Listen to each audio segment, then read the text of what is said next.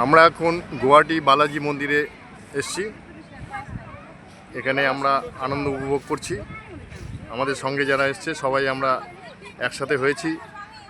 সবাই এখন আমরা লাঞ্চ করে আসলাম। সবাই একটু টায়ার্ড, তাই সবাই একটু বসার চেষ্টা করছে। এই যে সামনে মন্দির, এই সাইডে পার্কিং রয়েছে। এদিকে খুব সুন্দর জায়গা, ঠান্ডা বাতাস। এই যে একটা গাছ, এটা ঠিক গাছটার নামটা বলতে পারবো না,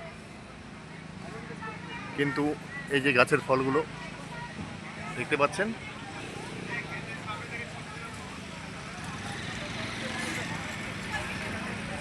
এই যে আমাদের টিম 9:30।